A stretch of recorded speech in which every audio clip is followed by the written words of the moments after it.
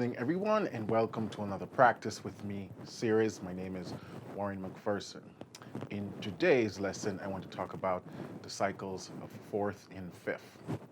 And this is a very important topic because let me just go ahead and say this, that you will not understand how chords and harmony truly works until you master your cycles of fourths and fifths, because music, Western music, is built on tension and release, 2, 5, 1. And so when you hear all those advanced players doing all kind of substitutions and reharmonization, it's basically 2, 5, 1s you're hearing, which derives from the cycle of fourth and fifth. Now let me go ahead and explain the reason why you hear people refer to it as the cycle of fourth or the cycle of fifth, as this very reason. If you take 1, 2, 3, 4, 5, an interval of 5 half step is what we call a perfect fourth. And again, it's very important for you to know your intervals. If we take this said interval, C to an F, and we invert it, going to the left, from the right now to the left, the interval becomes a fifth. 1, 2, 3, 4, 5, 6, 7. 1, 2, 3, 4, 5, 6, 7. It has 7 half steps in between. Perfect fourth, 1, 2, 3, 4, 5, has 5 half steps. You invert it, it becomes a fifth. And that's why they call it the cycles of fourth and fifth, because if you take all the notes from the cycles of fourth going up,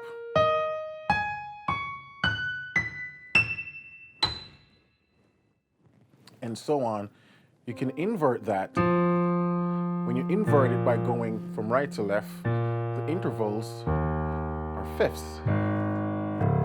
The notes are the same, but the intervals are wider, and they become fifths. And that's why you hear people refer to them as the cycles of fourth and fifth. It's based on which direction you're going. But in this lesson, I'm going to focus more on the fourth aspect, because oftentimes when we think about the movement of progression, we think about from left to right. So I think of a 2, 5, 1. And so the intervals are fourths. So I'm going to focus more on the fourth aspect of it. But just know that the fourth and the fifth is basically the same thing. It's all about directions. So the cycle of fourth, starting with C, we go up a fourth, we get F. Go up a fourth, B flat, fourth, E flat, fourth, A flat, fourth, D flat, fourth, G flat, fourth, B, fourth, E, fourth, A, fourth, D, fourth, G, and fourth, C. I just went through all 12 tones on the piano right there. Let me start a little bit lower. So 1, 2, 3, 4, 5, 6, 7, 8, 9, 10, 11, 12. And if I go up again, I get back to C where I start. And that's why they call it a cycle of fourths. It's a circle, it comes back around. And so if I play through all my chords, let's start from C.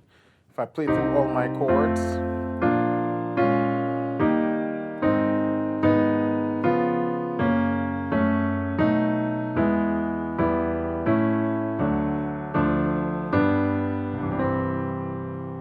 back at C.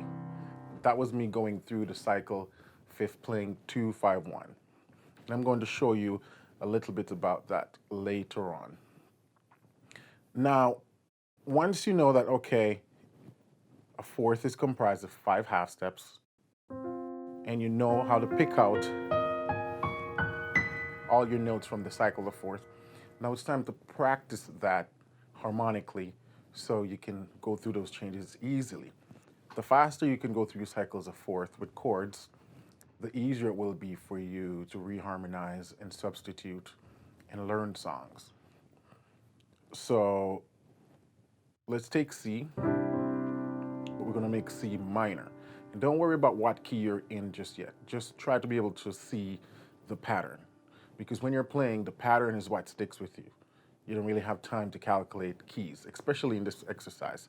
So we're going to make C minor, and then we're going to go to F, and then we're going to go to B flat. That's it right there. 2, 5, 1. And I just went through my first 3 chords in fourths. 2, 5, 1. Now we take B flat, we make it minor. 2, going up in fourths. 5, going up in fourth. 1. We're at A flat now. Make A flat minor. 2, 5, 1. We're in G flat now. Make G flat minor. 2, 5, 1. We're in E. Make E minor. 2, 5, 1. We're at D. Make D minor. 2, 5, 1. And if I make C minor, the cycle starts over again. And so I recommend you practice your cycles of fourths that way. Starting on C and make it minor, and you go through until you end back up at C.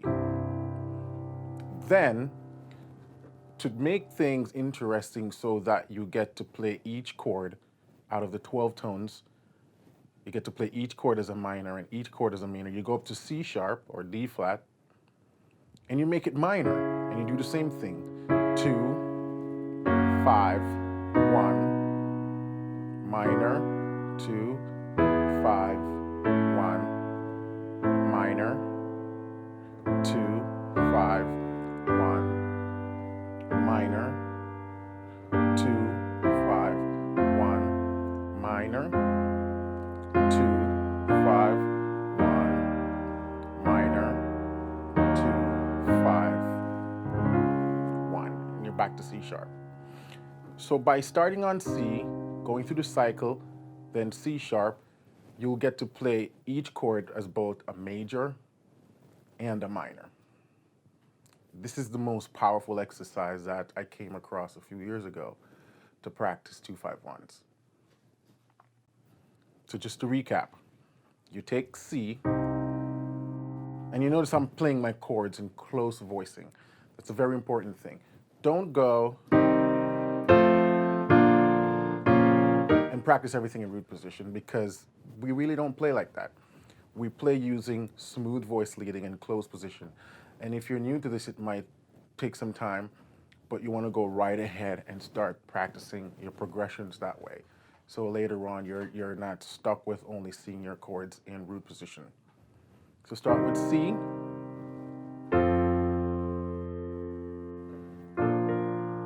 Then make the destination chord where you just ended minor and continue. Make minor. Wait, sorry. Yeah. Then make minor. Then make minor. Then make minor. Go up to C sharp, do the same thing. Make minor. Make this chord minor. Make minor. Make minor. Make minor. And you end there. Right now I can do it effortless, but when I just started, I really had to think about it. And so that's the best way to practice your cycle of fourth. The other things I want to point out, if you find it difficult to go through that entire cycle without getting lost, you can break it up. You can say, take the first 2 sequence. And this is what I call a sequence. That's 1. Make minor. That's 2. And if that's all you can do, just practice that one until you get comfortable. You can add another sequence, so then you can take it from the B flat and you stop. You can go back to C minor.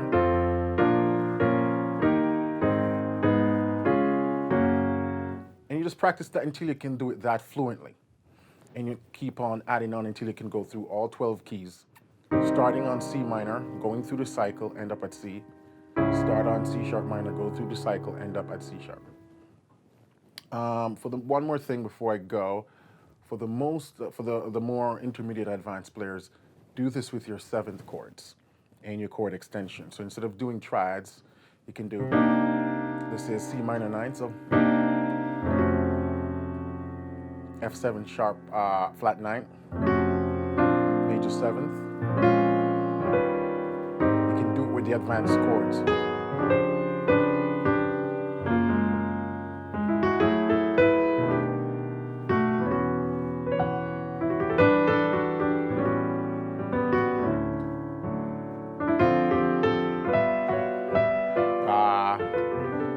Go to C sharp.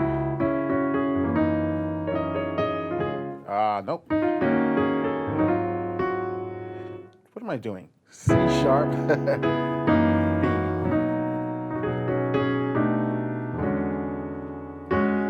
A.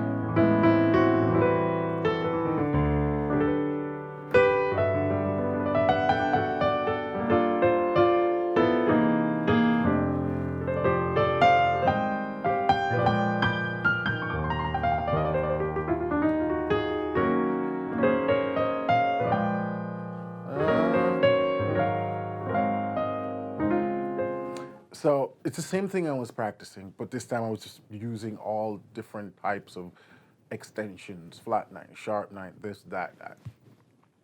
This is the most powerful way to practice chords, progressions, 2, 5, 1s. If you're able to do this with your seventh chords and your chord extensions, you're unstoppable. You'll be able to take anything and reharmonize it and substitute here and there. Okay, I'm going to stop now. I've been doing a horrible job and keeping my videos 10 minutes and under. But nonetheless, I'm glad you guys are finding these helpful. I get your comments, I get your feedback, I appreciate that.